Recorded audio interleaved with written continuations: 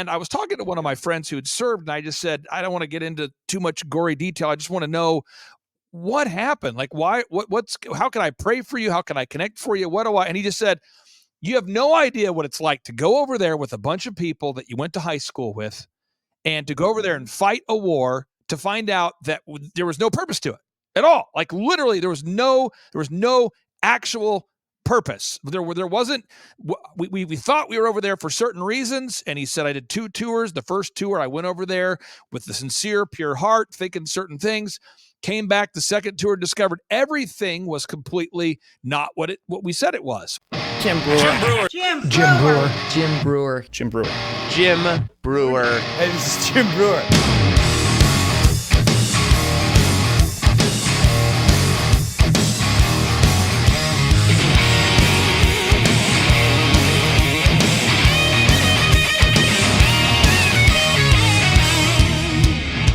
Howdy, Mike. You getting ready for the Carolinas?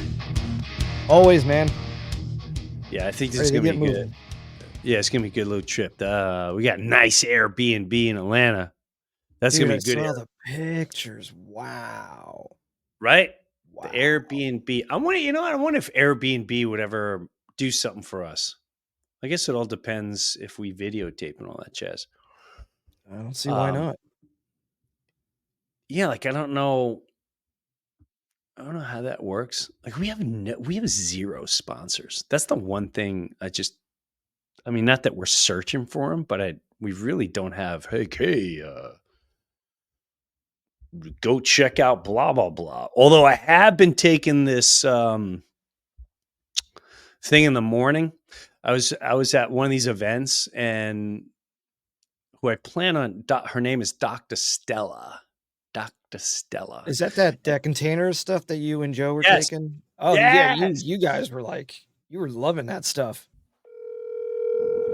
Can you hear that? Yeah. Dude. Hey, sorry, man, dude. All right. What were you saying now? No, dude, first thing is a lot of things to talk about, but the Kobe Light stuff, this stuff, I drink it in the morning and for the whole day, like I have clarity. I'm remembering words, phrases. I'm not finding the words that how sometimes when you're just like, oh dude, what's that guy's name? His name's Jim Bosky. No, Breuer. It gives you a clarity. And also the spike that it gives you, because I looked into it, it does have caffeine in it. Yeah. About it's 150 milligrams, which at first I was like, dude, is that cocaine? And I'm like, so then I looked it up because then I was like, dude, no wonder I'm in the best mood, Right. But then I looked it up and you're allowed, between, 200 and I think 500 milligrams of caffeine is about 4 cups of coffee, which what we were doing all the time. But this is clean, dude. This is like Colombian, non-cut, just straight from the source. And then along with all the other vitamins. And the thing that I need to know from you is where can I order this stuff? Because when you go away to Africa, I cannot run out of this. It's a game changer. And I'm serious, dude. Are you making this at your house? What are we doing? Because it's this. And I looked up the woman that made it, and I read some stuff on her, but I don't know where we order this stuff. So if you look up, hold on a second. So I ordered it. Her name is about $53 a can. It may be a little less. Let me look right now. I think there's Yeah, because when you ordered one for me, I'm like, dude, I know we're bros, but I don't know if we're bros where you're ordering me something for $50. I was like, damn. Yeah. Dr. Stella. Hold on. Yep. Let me see. She seems cool. Oh, no. She's super cool. Okay, I erased her message. So I think if you look it up online, COVID, because I got to order some too. I gave some to Greg and he's like, oh, it tastes like Tang. Tastes like Tang. He's right. Yeah. Kobe. Another thing that I've been doing too, when we're on the road, yeah. You know how we're trying to pour it into those little teeny, water bottles that they give us at the gigs? Dude, we got to, from now on, I have this little water bottle that you just throw in your bag so that because I don't dude, this stuff's expensive. And when we're pouring it in those little things, it's going all over the side of the bottle and we're losing some of it. So yes. you got to bring your own bottles. I mean, this stuff's expensive. And look, it says hydrate, which is a huge problem for me, while reducing brain fog. Dude, I've been living in a brain fog, I swear to God, since a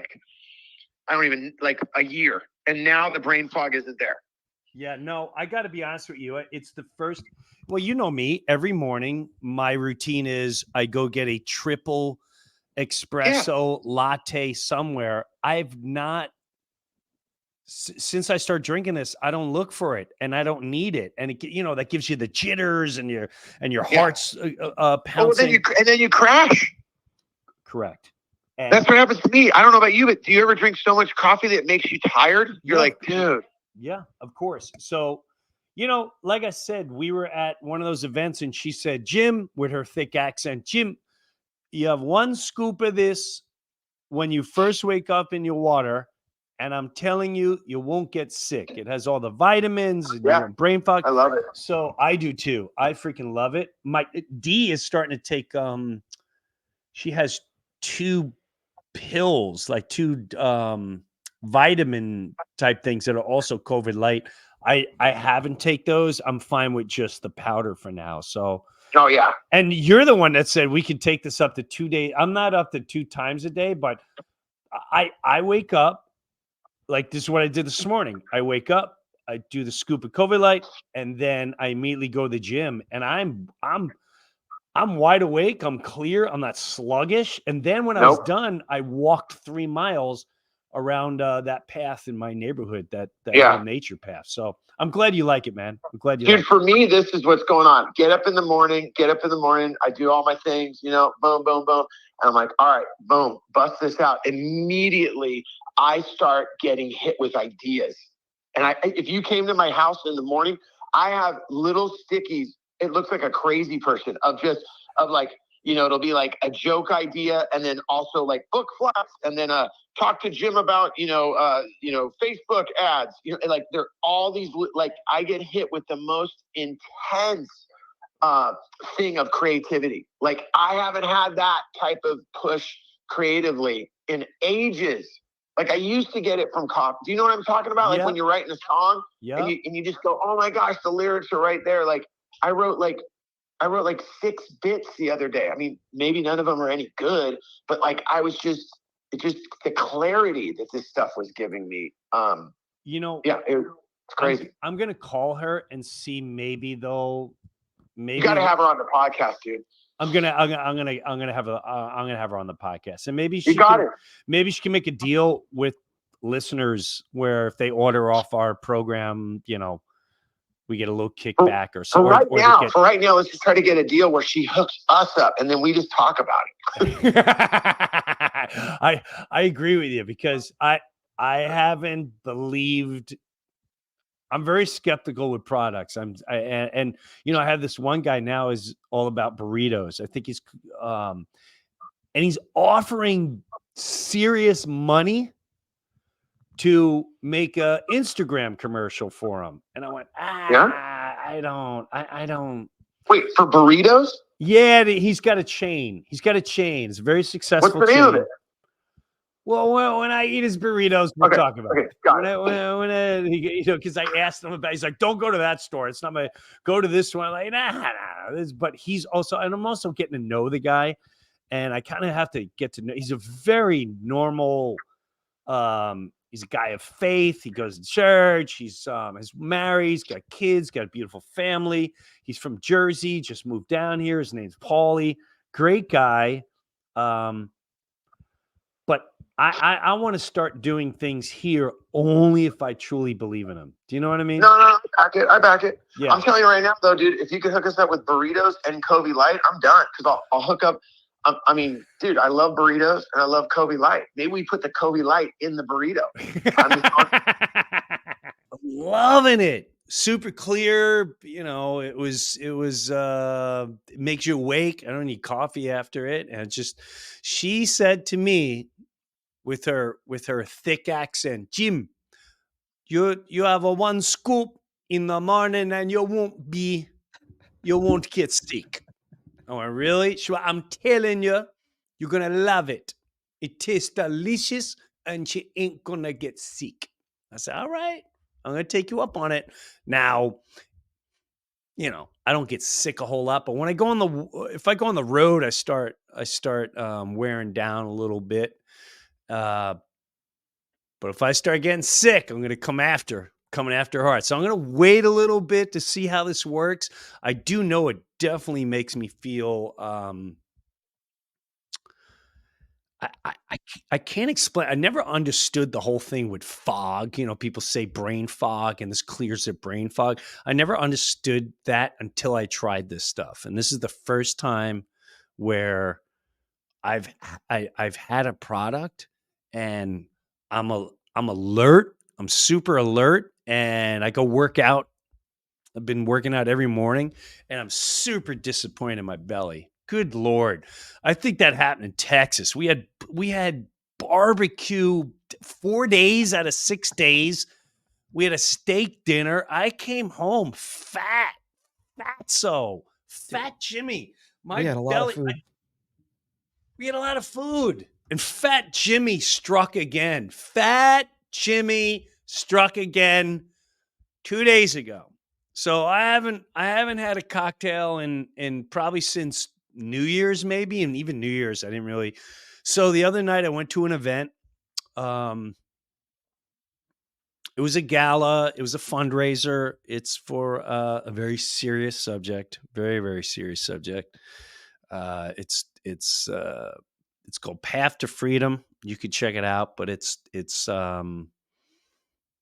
girls that are saved from sex trafficking.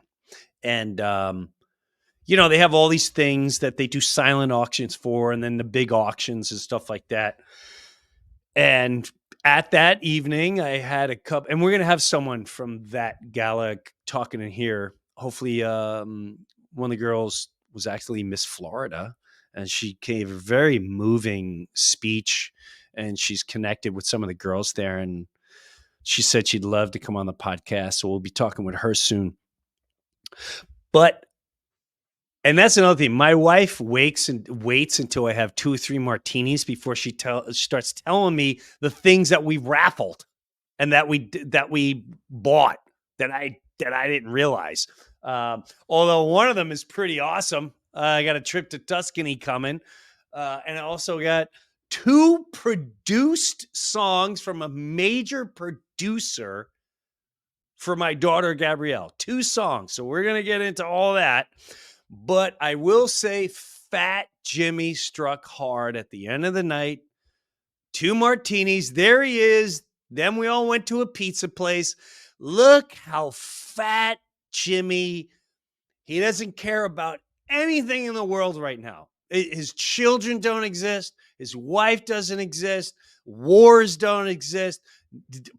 Nothing exists except for that slice of pizza that nobody's going for. Well, look at my belly. I'm so disappointed in myself. I saw this picture and I went, I went to the gym the next day. Well, I was hungover for the first time in a long time. I was hungover. Look at me. What a disaster. This is me coming home from the event. My daughter's rubbing my head. I woke up the next day, thought I was fine.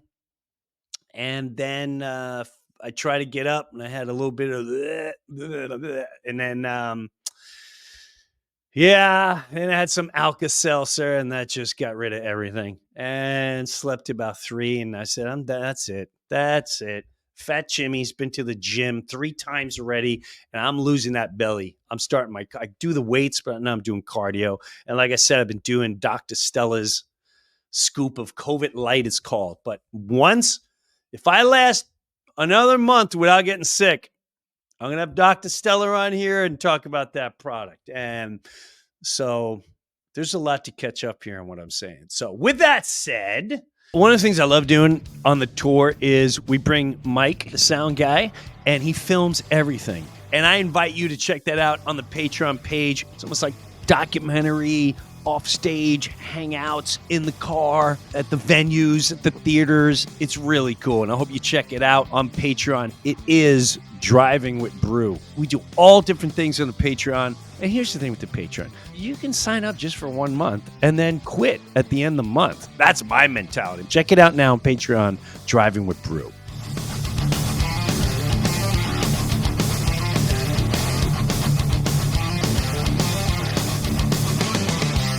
One of my favorite people in the world, the most energetic people in the world. He's had me on many of the tours, the Reawaken America tours. He's an entrepreneur. This guy fascinates me, and I'm glad he's on today. It's Mr. Clay Clark from the Reawakening of America tour. What's up, Clay? Jim, what is going on? You've gone bougie. Look at you. You've got your new studio there. You're not in a closet. You've got your plaques out. You got a painting that looks like somebody painted it who wasn't you. What are you doing? This has changed you. You've changed. I'm slowly moving it. I got another studio too. It's only a matter of time before I go in there. This is the saddest part to me, though, Clay. You know, I didn't know if we should just go straight up white behind us. I'm in a really nice area in Naples, Florida. Yeah, but it's not like my studio. And they had this picture there, and I'm like, what? How do I? What? It was colorful, so we left it. But I'm still. It's got to go. So it's kind of a shared studio. It's not your own studio. Correct. It's not mine. I'm in someone's garage right now, Clay, because I still can't get my own house. May I submit into the suggestion box that you would decorate your office with hanging, broken, dismembered, and disfigured SM58 microphones? Because nobody is more brutal to SM58 mic, folks. If you don't know, it's the microphone that's supposed to be the most durable microphone on the planet. Stand-up comedians use it, rappers use it, but it's known for the stand-up scene. You can't break those. But your main man and the host of the Breuniverse here, Jim Breuer, he tries to break them, and I am now turning them into door handles at our office here. So, Jim, next time you come to Tulsa, Jerusalem, you're going to have to check out the door handles because they're inspired by you. I sent you a photo of one of them. You did. You sent me a great photo. So at first, Clay sends me this picture, and I didn't know what it was, and then he goes, "Look at the door handle." So not just your events, Clay, but I've been to Off the Hook. There's a little comedy club where I work out material here in Naples, Florida. I've broken 7 microphones, 5 of them, 5 straight days. And this has been going on forever and ever, but you came up with a genius way to market it. You made it a door handle. It's beautiful. You paint it red, white, blue. It is. It's gorgeous. Now, I'm going to send this show whenever it comes out, whenever I can get the link. I'm going to send it to Mark Hansen. Mark Hansen, my Uber driver. I just flew into Denver over the weekend working on a business project, and my wife and I decided to drive 2 hours to Breckenridge. And so I'm in the vehicle with this guy. And when you're on an Uber for 2 hours, Jim, you go one of 2 ways. One is you don't talk about really anything at all, and you just sort of hope that the guy doesn't fall asleep as it's snowing, or you go to what I call the Breuniverse. So I throw out do you know who Jim Breuer is? And the guy, and I'm not trying to hurt your feelings. He goes, I think I've heard that name. And I said, are you aware of the Reawaken tour? He's no. So I'm going, okay. I didn't get. I think for the Reawaken tour, it's a hard pass. No. I said, Jim Breuer. He goes, and I go, well, let me tell you. And I'm starting to tell this guy about the Reawaken tour, and you get the sense that this guy is kind of a common senser. He's not a Republican. He's not probably a Democrat. He's a common senser. And that led into a conversation about he didn't think it's a good idea for the governor of Colorado to make quote unquote safe zones for drug users to have safe places to shoot up with heroin and other crazy drugs. And that kind of led me to believe that he had a functional mind, a sound mind. Then he started talking about why he's driving Uber and how he's supporting his kids through college. And then we found, to your point that you've made on our stage numerous times, we connected on probably 9 out of 10 things because the guy has common sense. He doesn't hate people. And we found a lot of common ground. And he said to me, he said, Clay, thank you so much for talking to me, because people don't want to talk about these things. There's such a phobia of conversation. And he says, I really appreciate you. And so I said, hey, he goes, can you send me a link to the Reawaken tour? I said, sure. So I sent him your performance from Miami, Florida, where you were really giving Alfie Oakes a hard time. And you were talking about shopping in Naples at the bougie Alfie Oakes Center. And so that's his little dip into the Reawaken America tour, was your comedy routine live from Miami, Florida. I sent it to him, and I haven't heard back yet, Jim. So I'm going to send him this too. Okay. He blocked me. I love Alfie. Alfie is he's definitely a big staple here down Naples, Florida. And anyone that goes to his place, people are starting to fly in to go to Alfie's place. And I'm a huge fan of him. He's a good human being.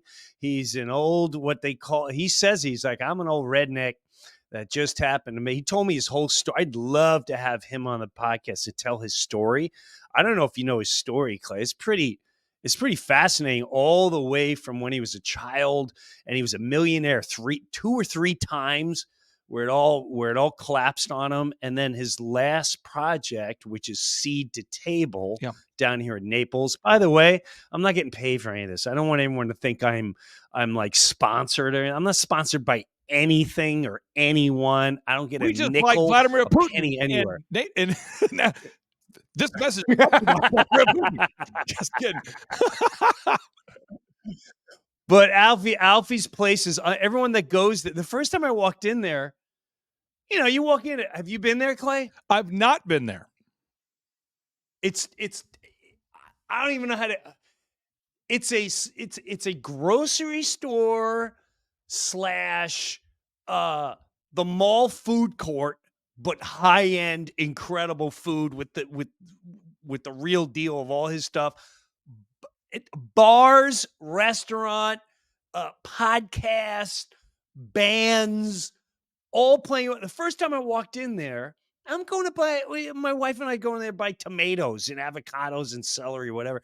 We walk in there and some lady's walking around with a glass of wine. And I went, wait, is that lady maybe drinking a glass of wine? Yeah, she might have had a problem. And then like, what is going on? And there's bar. Like, where are we right now? And then the American flags and the thing. And you should. I do all my shopping there. I got to be honest. You got to do a show live. You set up but the backdrop won't be the painting with the red behind it and the rumble thing. You'll have a backdrop, and the backdrop is people shopping, and it's just Jim Breuer. It's the Breuniverse goes to the Alfie Oakes. Think about that. That could be a whole different thing. And then think about the live audience interaction there. That might be a thing. And by the way, this is not a bad idea, folks. We're not doing just shameless product placement. This show is not sponsored by BSI bowling rental shoes. No, I'm just kidding. Jim, do you know about do you know about the Michigan Mega Bowl theme I'm doing here, Jim? Do you know about this? I have no clue. Okay, it's no offense to you. When I'm not doing this, Clay, or I'm not on tour, I'm doing nothing. I once in a while I'm on TikTok, and I got some videos to show you too. I want to see what you're thinking of. Well, let me just say this. General Flynn, he and I have been doing this Reawaken tour. I thought I'd just do one event. Now we're on event 23, our final one. And I found out a while back he's a good bowler. He's a left-handed man, but he bowls with the right hand, Jim. So he's like an ambidextrous. I mean, think about the level of skill. He's left-handed, but he chooses to bowl with the right hand.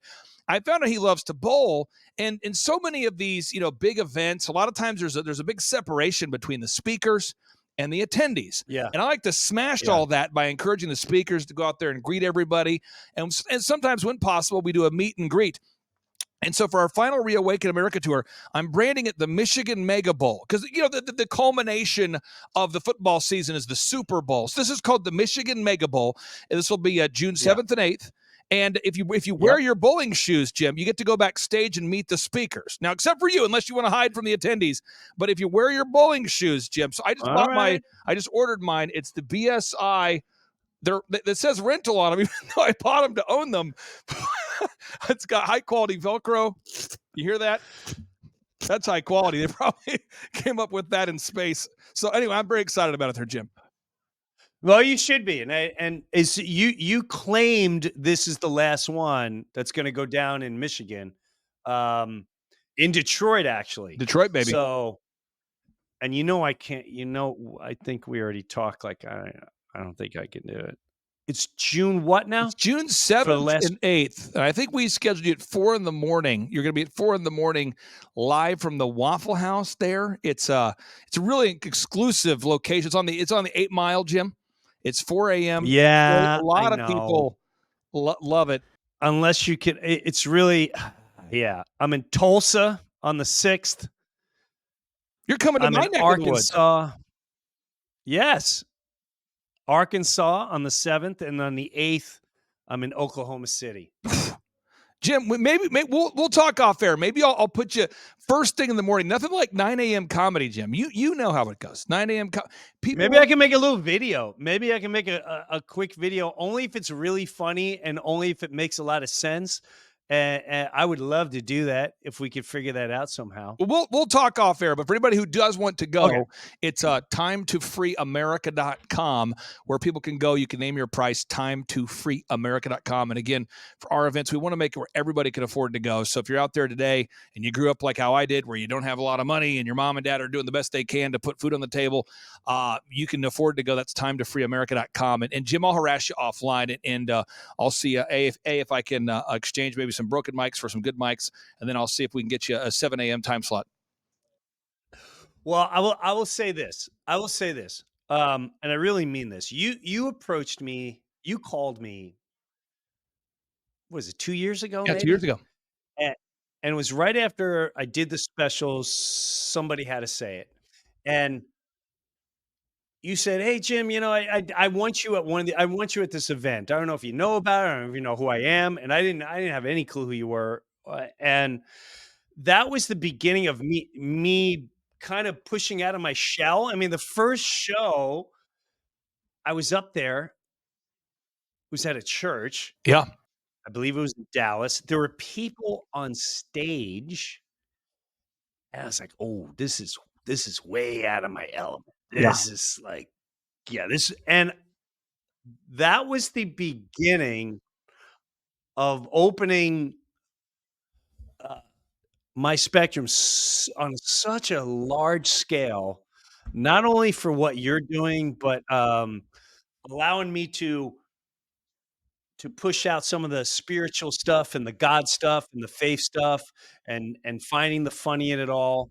And I want to thank you very much because you exposed me to a whole new audience. And for people that don't know about the Reawaken American tours, they are it's very spiritual there. It's very patriotic. People there are looking for just love, and they know they're not crazy. What they've seen over what has happened in this country and around the world over the last couple of years. And it reminds me, I haven't been to a quote MAGA event, and I'm not saying this is, but a lot of people have prejudgment of these type of events. And I will tell you, it reminds me of going to a 4th of July parade when I was a kid. Everyone was happy. Everyone had flags. Everyone was talking with each other. It was just like, hey, it's America, and we want what's good for the family and for you and for us and the country. And everyone's there, and we speak truth, and we point out who the bad guys are in the world. And I got to say, it's one of the greatest crowds that I've ever had the privilege to be performing in front of. And I want to thank you, Clay, for trusting me to put me in front of that audience. Yeah. And some of the people that I've met through there. I learned a lot too. I learned who's who and what, there's people that their heart's into whatever. Some people come and go, but what you put together there are tremendous events, and I highly recommend it for everyone listening. I really do. Well, I would just say this too. I think the journey, and again, I don't know Joe Rogan. Obviously, you're friends with Joe, but I think the journey that Joe Rogan has gone through, where he identified as more of a left of a center person, and then he recognized that his beliefs that were labeled as left are actually in the middle of the road. They're called common sense. I think that's the journey that most of the attendees who've come to my our Reawaken America Tour events have experienced. And I think what I've seen with your career, and I've always watched your career from afar, so I don't have permission to speak this over you, but it's almost like a singer who discovered they can do falsetto and do it well. It's like there's so much, like, somebody who has a great range and all of a sudden they go, or it's like a musician who discovers a new instrument. It's like I've watched your range expand on your performances, where you've always been a skilled, you've always worked your craft, you've taken it seriously. But I've noticed with our events, at least, it seems like you're more free to use all of the colors in the palette, and it's just been a joy to watch it. And I've also noticed that it's the audience is reacting to it because they're experiencing completely uncensored, unfiltered comedy, where they can tell that the event planner, in this case me, hasn't told you, hey, Jim, by the way, don't say this because it may bother Republicans, or don't say this, it may bother Democrats. And so when you were on stage in Nashville, you were having a lot of fun at the expense of Republicans, Democrats, independents, moderates. It was just awesome. And it was really, again, I really appreciate you having the courage to do it. And it's been fun to watch it happen. No, and it's been fun to be part of it. I have to say, it's just what you said too. It made me realize that my palette, there's a lot of arenas that I've gone into on these Reawaken American tours that I didn't have the opportunity in my own shows, and I haven't been able to. But as my shows now continue, I am definitely opening that door a lot more, and it's very refreshing to see that the audience is welcoming it with open arms. And I owe a lot to that. You're singing falsetto now, baby. You're like a Gib. It's great. Now on the wacky side of the world, the Clay. I want to put some videos up here. I'm ready. What do we got here, Mike? I sent you some stuff. Okay. This is very interesting. Let's go to. I'll take people that look like Alex Jones for 400 points, please. Well, here's the thing too. I went on Alex Jones' show. Yeah. Okay. And I gotta say, in my personal opinion, it was one of the best. It was one of my best appearances that I've ever had. And what do I mean by that? I got to put out what I feel people truly need to hear right now: unity, God. I gave examples. He seemed to welcome it with open arms. He didn't see it coming. I know he didn't see it coming whatsoever. I'm not sure what he expected. I didn't know what to expect. Now, the last time I did, or I was going to go on Alex Jones, and this is what I want everyone to realize about Alex. In my heart of hearts, I know the big negative is, what he did, what he said about the children. And in my heart of hearts, I do believe, and I didn't listen to all of it, and I understand how people think that way. But again, how do you, I think that was a great smoke screen to cover everything that he has put out there, that he has been right on target. Yep. And has gone after the demons that control all societies. Watch this video. And because you go, oh, Alex Jones, it'll make you forget about this. Just the way we forget about JFK. Yes, there have. Listen to what he says here. Yes, there have been oligarchs throughout history. And yes, today in 2002, there is a tyrannical organization calling itself the New World Order, pushing for worldwide government, a cashless society, open borders, total and complete tyranny. And by creating open borders where there's no national sovereignty and only global bodies that control all the resources, by centralizing and socializing healthcare, the state becomes God, basically, when it comes to your health. And then by releasing diseases and viruses and plagues upon us, we then basically get shoved. And then you have to get vaccinated. So there you have it. Yep. That's just one example. That's 2002. Alex has been putting this stuff out forever. And I truly believe that whole thing, I have a close friend that said, how dare you do it for the kids? And I understand that. What people don't understand, like I say, and I'm not a church guy, but I am the love of Jesus guy. Yep. Do I believe everything? No, I personally don't. I don't buy the walking on the water and all that. That's just me. However, to walk, to me, I love he hangs out with the hookers and the bad people and the blah, blah, blah. We're in a time where I don't care if I go on Alex Jones. I don't care if I go on Howard Stern. I don't care if I'm on Rogan, wherever I go. Everyone in that audience, if you deliver the message that was delivered on that Alex Jones show, it doesn't matter where you go.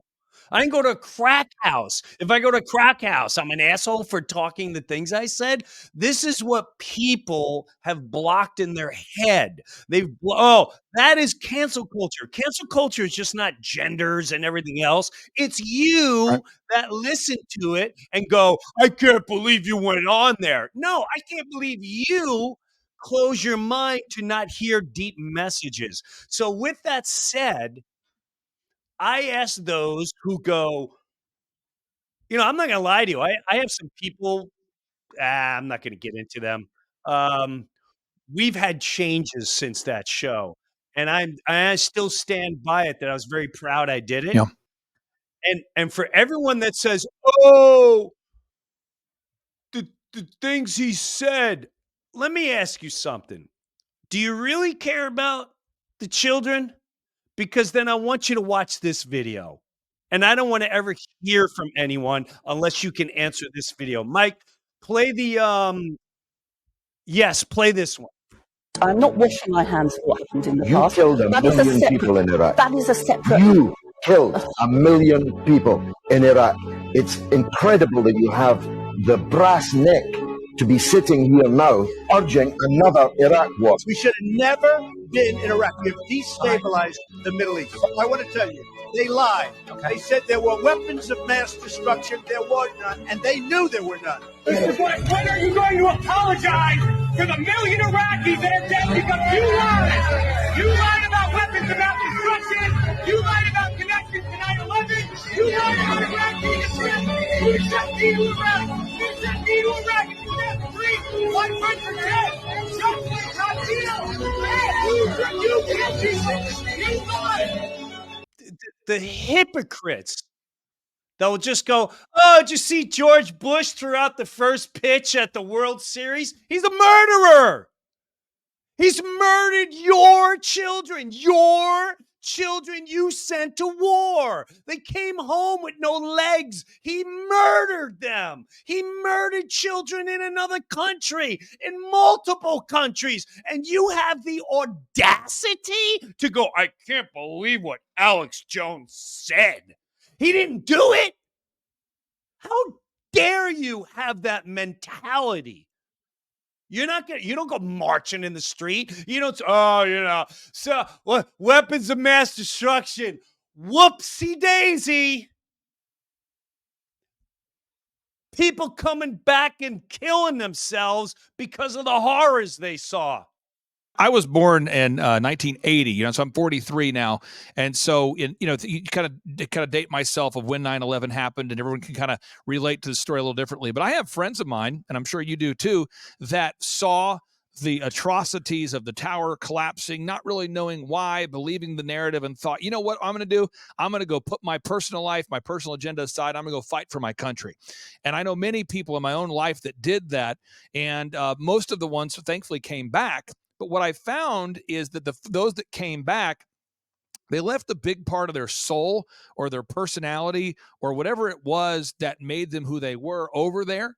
And I was talking to one of my friends who had served, and I just said, I don't want to get into too much gory detail. I just want to know what happened. Like, why, how can I pray for you? How can I connect for you? What do I, and he just said, you have no idea what it's like to go over there with a bunch of people that you went to high school with and to go over there and fight a war to find out that there was no purpose to it at all. Like literally there was no actual purpose. There wasn't, we thought we were over there for certain reasons. And he said, I did 2 tours. The first tour I went over there with the sincere, pure heart, thinking certain things, came back the second tour, discovered everything was completely not what we said it was. We were without getting into all those details. All I'm just saying is that you got people that signed up, enlisted. In this case, one of my friends came back basically deaf in one ear and went from an elated, upbeat, high energy life of the party guy to now he's a stoic guy who's afraid of noises. I mean, this is a guy about my age.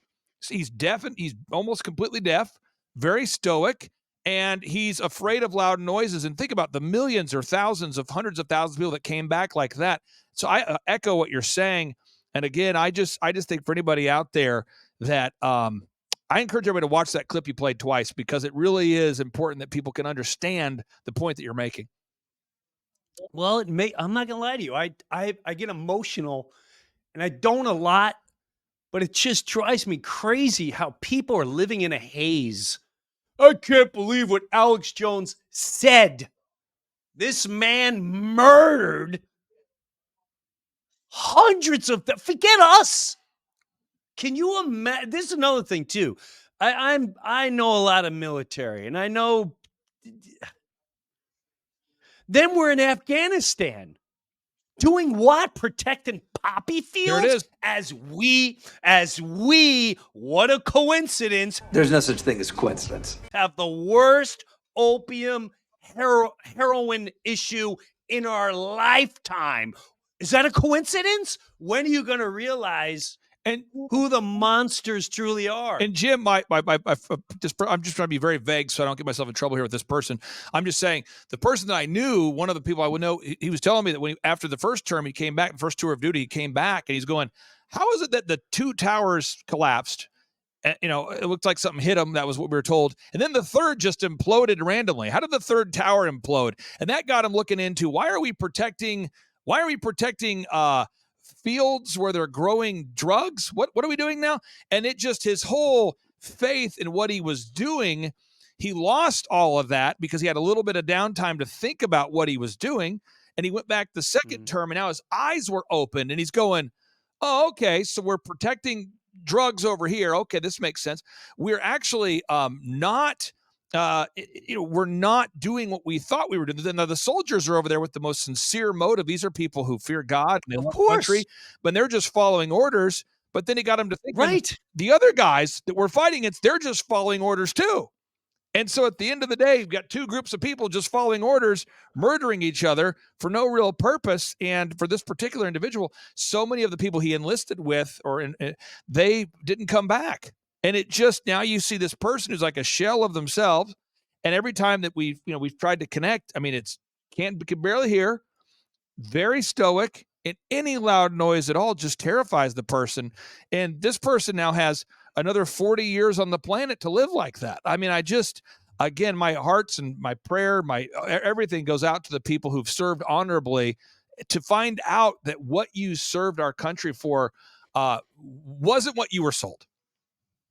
Exactly. And that's the fact that that's undersold in today's society absolutely maddens me, and it baffles me how many people are still just in a haze and they're caught up in the nonsense. So the meaning of all that is, I don't want to hear your comments that I went on Alex Jones. When you can tell me what truly happened in Afghanistan and Iraq and the towers and who really did it, then I'll listen to what you have to say the next time I have to go anywhere and talk about God and unity and spirituality. Until then, I don't want to hear it from you, and nor do I care. I don't care. I don't even want to listen to that interview because it's just that's the mentality and how big mind control truly is. We played a thing last week that was really fascinating to me. It's Clay. It said it showed a red ball, a red circle, and a blue circle. Despite what you might be thinking, these two circles are not equal. I repeat, these two circles are not equal. One is in fact larger than the other. What I need you to do is determine which one that is. So, please raise your hand if you believe the blue circle is larger than the red. All right. Please raise your hand if you believe the red circle is larger than the blue. Very good. Now, before I said anything about these two circles, what was your first instinct?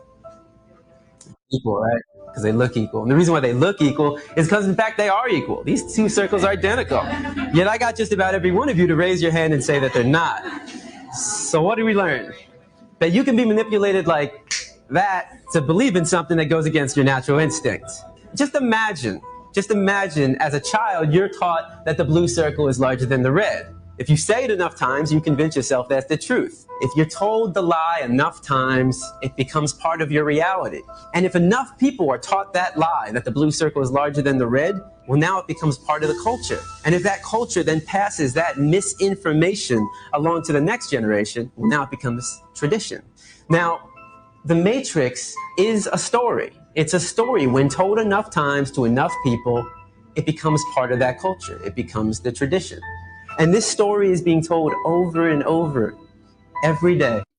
We as a society don't trust our instinct because it's too scary. It's too scary to go, our government murdered people. It's too, our instinct will tell us, I'm not getting a jet. I'm not buying into this whole everyone's dying from a thing.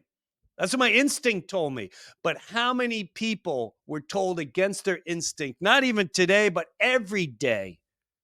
And let me tell you something, people. You can trust your science and you can trust whatever. Science, yes. The people running the science are dangerous. They're the liars. The people that, God, yes. The people talking about God, a lot of them are just like the scientists. Your instinct is from God, your creator. It's not from anything else. Right. And it's a tool. It's an incredible piece of tool that nobody can take away unless you allow it. So, well, Jim, I like to add this. This guy, just as an example, his name is Yuval Noah Harari. Oh, God. And he sold 45 million copies of his books. Think about that number. 45 million copies. 45 million. 45 million in the last 36 months now. And he's praised by Obama, Zuckerberg, Gates, MIT, Stanford, Harvard. He sat down on multiple interviews. Everyone can look it up tonight. He sat down on multiple interviews. Just go to Twitter, look it up, folks. He says during multiple interviews, they said, what is the purpose of science? He says, quote unquote, science is not about truth. It's about power. Power to take over the world. And the reporter, the interviewer, on multiple occasions, they're always stunned by the complete bold, brazen jackassery. And they go, could you repeat that again? Could you clarify? And he goes, science is not about truth. It's about power. Truth was never the highest priority of human society. It was the highest priority of some individuals, but never of society as a whole, because society as a whole does not function on the basis of truth. And if you take two of the most powerful institutions of humankind, let's think about science and the scientific community, and let's think about religion and churches and so forth, I think that none of them has truth as their chief value. As individuals, yes, But as institutions, no. I think the chief value of science is power, and the chief value of religion is order, it's organization. Religion is all about having order in society, and science is mainly about gaining power over the world. They use truth to some extent on the way to achieving power or to achieving order, but this is not their highest value. Say more a bit about power. What do you mean? I think science as an institution is interested in gaining the power, to gain control over the world, to be able to gain control over diseases, over the human body, over the environment, over rivers and animals and forests. I mean, when you have you submit a grant to somebody who it all comes down to money in many cases. If you let your conscience, or you let your God, you let God, you let your conscience, if you let your common sense, if you use that tool you're talking about, if you're watching them for the first, just go watch it, folks. Watch the clip. You would be saying, no, this is not right. But yet the interviewer, who is paid to be there, they go, yeah. Okay, yeah. And again, it's that jackassery. And what got me, Jim, this might sound like a rabbit trail, but what got me waking up to a lot of things was aspartame. My wife's always talking about, you don't want to drink aspartame. Do you know what that is? And I'm going, what? My wife says, look at the ingredients of what's in this beverage, or what's in this food, or what's in this. And my wife would pull up these ingredients, and every time she would tell me, you don't want to eat this because this does that to the human body. I thought to myself, my wife is got to be out of her mind. And Jim, I'd look it up, and she was right. And I'm going, these are major companies putting massive amounts of this crazy chemical in our food knowingly. And then I started looking into the smoking thing, and I'm like, how long did they know that smoking was killing people? We have people who are smoking going, smoking doesn't affect me at all. Smoking, smoking is fine. Smoking. And you're like, is the guy who's defending smoking, does he have a stoma? Is that what's happening? And you're watching these people just lie in your face. And I thought, if they're going to lie about that and that, and then my friends are coming back from overseas, and they were lied to about. They were lied to for recruitment purposes for the military-industrial complex. I'm thinking, what else are they lying about? Then that led into the Hollywood deception, and again, that's why your comedy is one of the last places where truth is allowed. That's why it's so powerful to have people like you in what I would call the awakening of the world. People like Dave Chappelle, people like yourself. We might not all agree on our political leanings, this and that. What I'm saying, though, is that you guys are waking people up in a powerful way. Rob Schneider, some of the stuff that he's putting out right now. I mean, Rob is just dropping knowledge bombs. They're not right. They're not left. He's really lampooning the entire bipartisan system. I mean, he is, and people forget, George Washington, he actually said in his farewell address that if America ever moved to a two-party system, that would be the end of America. He actually warned about the two-party system during his farewell address. That's George Washington. Most people don't know that. So the idea, I didn't know that. Yeah, the idea of a two-party system, he warned us in the farewell address. If we ever got to a place where we weren't trying to fight for, again, America is supposed to give us the right to have the right to pursue happiness. It's life, liberty, and the pursuit of happiness. That's what we're supposed to have: life, liberty, and the pursuit of happiness. But if America ever got away from a myopic focus on life, liberty, and the pursuit of happiness, if we ever went to a two-party system, corruption would begin. And sure enough, I mean, man, Jim, I've met so many governors these past few years because of what we're doing with the Reawaken tour and elected officials. And if I had to count the good ones, I know. 4? The power and ego and money are they're incredible tools by the dark side. They're incredible tools. They're like a man that's horny, and they are the dirty little birds that show up, and they flash their, hey, you want to be in there another 4 years and make your would you like a donation if you just pass this little bill? Yeah. Well, which by the way, I think we also have a snake in the speaker. That's another whole. Well, how about which this? I knew. Can I throw this out here for a second? And I heard you talk Yeah. on the Alex Jones interview, and it made me pray for you. And I'll tell you what I was praying for you. Is because I went to a church, again, very vague, not trying to get myself sued on your show. I went to a church right out of college, and the pastor, this is a major mega church, the biggest mega church in the region. He pulls me aside. He was a mentor of mine. I'd meet him once a week. He was teaching me how to become an effective public speaker. And he said, hey, just so you know, I really don't believe in Jesus. And I remember thinking, bro, do not say that to me. You are like the pastor of the largest church. He says, oh, I'll be announcing it soon. So he did, and I went to a different church. I go to a different church, and by the way, that guy's life was made into a Netflix movie. So then I go to another church, and one of my buddies says, dude, just so you know, the pastor, who's 45, is definitely banging a 19-year-old babysitter. And I know this because I know her. And I'm like, no way. And it happened again. And so what happened is I kept putting my faith in pastors and not my faith in the Bible. So now if I had to describe my faith today is I read the Bible obsessively, and I really don't have a whole lot of time for this weird, bizarre pyramid scheme where the pastor says, if you donate to me, then I'm going to give you a 10-fold return or I don't do the whole thing where I'm going to go find a pastor or a priest and say, hey, let me confess to you, another man, all of the sins that I have. So therefore you can blackmail me and blame. I don't do all that. So when you were talking on Alex about your faith and your father's faith and talking about that whole thing, there's many, many things that it resonated with me and connected with me. And I can just tell you what I've found on the Reawaken tour, specifically over the past 3 years, is I have met the best and worst pastors simultaneously. But what I have found is if you open your Bible to Matthew 5:10 through 11, it says, blessed are ye who are persecuted for righteousness' sake, for ye shall inherit the kingdom of heaven. So I can just, here's my little filter for everybody out there.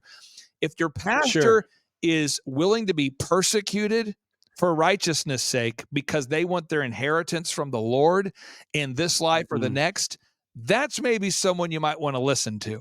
But if you've got a guy who's all about prosperity now, all about making the money now, all about getting rich now, and you kind of feel like you're listening to a less refined Tony Robbins, I highly recommend that you, if you're going to a big, big church where you have a small Bible with a lot of fog and you can't read the words in the Bible, you might want to look for another one. But again, so much of what you shared in the Alex Jones interview, I thought to myself, I agree with the description that you shared about your father. That's how I was until 4 years ago. Like I was just so beat up by the church. And when you shared that, it brought a tear to my eye because I was thinking about that is exactly how I was until 48 months ago. Well, I'm glad you found your path, Clay. And I hope many others find theirs because we're going to need it sooner than later. There's a person who was on my payroll years ago. I won't mention her name, but she was dumb. Now, let me tell you about this person. Now, Jim, I've hired some wonderful people over the years, some great people. This person was dumb. And then there's another person in my life, kind of over here, I'll be kind of vague, also dumb. Now, you don't have to be dumb to be in the media. Then I got a friend of mine who's very smart. He's also in the media. He's a weather guy. And the weather guy pulls me aside because I used to advertise a lot on mainstream media for these big bridal shows. I used to do these big bridal exhibit. I used to do big bridal trade shows for my company called DJ Connection I used to own back in the day. Anyway, so the weather guy says, dude, check this out. And he was kind of lampooning the whole situation. He tells me, he says, Clay, I appreciate you being on the morning show. I just want you to observe a couple things. The lady who's going to be interviewing you has no idea who you are, okay? She spends her whole day brushing her teeth, working out, and having cosmetic surgery. She has no idea what the hell's going on. And so you could literally say anything. And if I were you, I would, because you're going to have all of Tulsa watching and you got to fill up that bridal show. So no matter what she says, just take an inch, run with it because she's not even paying attention. I'm telling you, she brushes her teeth, works out, cosmetic surgery, fake eyelashes, has no idea what's going on. And no matter what you say, she'll go, absolutely. Wow, that's an interesting. Wow. And I thought, there's no way. So I get up there and she says, well, Clay, tell me about the Tulsa bridal show. And I said, Well, I'm so excited because your network has teamed up with us, and I've heard that your network says it's your favorite bridal show you guys have ever teamed up with. And she's like, it is our favorite bridal show we've ever teamed up with. And it goes on and on. And I'm just throwing out, and I get off, and he goes, that was awesome. And I go, how do you do the weather? He says, I have a little game. I have to read the printout that every other weather guy has to read in the city. So my game is I look for a buzzword to kind of keep myself on my toes because we just have to regurgitate the same weather. So on today's weather broadcast, I'm going to use the word ham. And I go, no, you're not. He's like, this is what I do because I'm just reading a teleprompter. It's not like I'm doing it. This is a weather guy. So he gets up and he's like, well, Tulsa today, the weather, we got south weather, wolves coming in from the south, from the north. We got a chance of rain, yada, yada. And if you'll notice, folks, we might have hail coming in here in the near future about the size of ham. Just kidding. And we're going back to and then he gets off stage and he's like, oh man, I killed that. You see, I used the word ham. And I'm going, you got to be kidding me. So your preparation for the show was determining your buzzword? He goes, that keeps me fresh. And he goes, this woman over here has no preparation, literally brushing her teeth, working out, cosmetic surgery. Then the other person I was telling you about over here, her whole thing, and she would tell people she is just impossibly attractive. And she would tell people, she would tell me, probably she'd say, Clay, the way that I look has allowed me to get where I am. And so I honor that. I honor what God's given me, the way I look. And that's why I chose this profession. And she would just throw it in everyone's face and this false humbleness that she was crazy, mega attractive. And therefore she ended up being a TV personality. And she had no idea what was going on. So Jim, when Trump was running for office in 2016, she was doing just scathing, like deep dive, investigative, local news station works for you, just ripping Trump all day. And so I pulled her aside at a family gathering and I said, hey, you've been ripping Trump. Where are you getting your information? And she says, Clay, I don't research my stuff. I get that off the wire. So I'm like, but none of them do. And none of them do. And once you understand none of them do the media industrial complex, you'll never watch it again. They are bad actors. They're not good actors. They're bad actors. No. And that they're salespeople. Right. That's all they are. They're no different than watching the Home Shopping Network. Right. The only thing is they're selling murder, violence, hate, judgment. Yep. They are selling you your life away. They are. Basically. And until you understand that, you're never going to be able to move on in life. Never. You're always going to be caught in the madness, and you're going to waste all your precious energy on these horrific salespeople that get paid a lot of money to control you, your actions, your emotions, and your bad decisions that they are encouraging you to do. Clay, this was fun. Jim, I really do appreciate you. I'm going to try to find Reawaken American tour. I'm going to try to find American tour. I'm going to try to find an 8 a.m. slot for you. I'm going to talk to you offline. I'm going to find some way. We might have to helicopter you in. We're going to find some way. We have to use sled dogs. We're going to find a way to get you there. All right. Sounds good, brother. I love you. Thank you. All the best to you.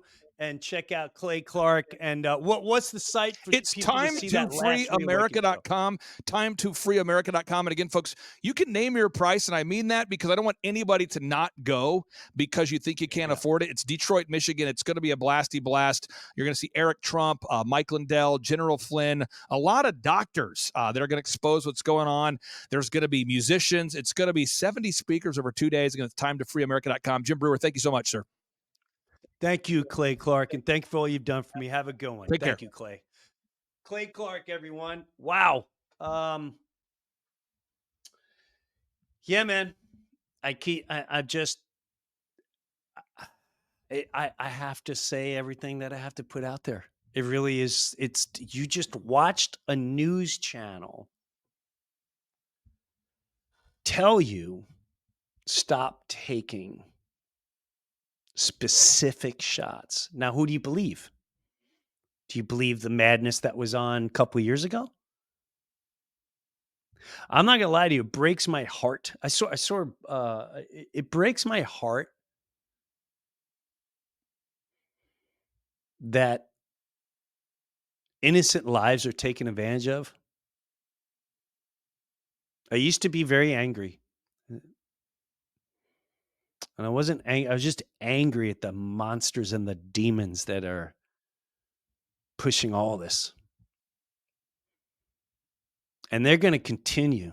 And they're going to try to create wars and everything else. And we're going to have an alien invasion. They're really up in the alien thing. They're coming at us hard with the alien thing. And again, we were all called conspiracy theorists a couple years ago. The conspiracy theorists were laughed at, ridiculed when we said, you know, they're going to force you to get it. You won't be able to do this. Oh, Jim Breuer's gone off to... Then where did we go with that? You were fired unless you did it. You couldn't go to school. You couldn't go to a university. Cashless society. This is what they're moving into. It's a one world government.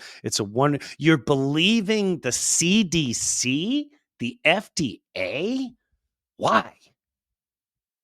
Why? Because they have lab coats and they pretend they're important? You have to stop putting your trust into false idols. All of them. Their interest is dark and demonic. It's to control you. Every ounce of you. And they're doing a great job. On a side note, I still have a lot of hope for everyone. I have a hope for everyone. I really do. The amount of people that have waken up, the amount of people that are putting out the resources of health, food, knowledge, truth is overwhelming and beautiful. Just beautiful. I had dinner the other night with Kevin, that was on my podcast, who was in hospice from cancer. And now he's 2 years cancer-free.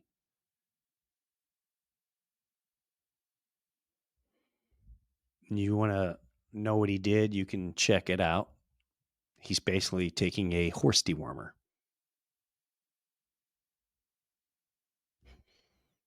It's not a lie. It's a fact. The doctors will say, well, that was from the chemo from 2-3 years ago. No, it's not. No, it's not. I know a lot of people that went and ran and in fear and did what they thought they had to do, and they got their jab. And I see a lot of cancer popping up. A lot of cancer. I'm not saying it's related, but maybe if you've been closed-minded for a while, maybe you should start listening, or just be open. Just have your mind and heart open to what's truly out there. We are designed. We're designed with an instinct. We're designed from within perfectly. Trust your instinct. We'll see you next week on the Breuniverse. Have a good one, Mike. Take care, man.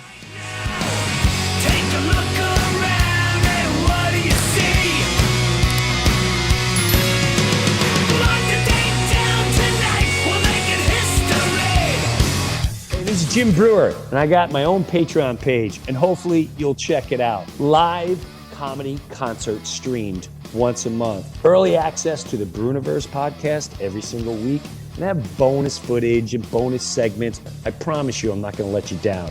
Go check out my official Jim Breuer Patreon page, and I'll see you there.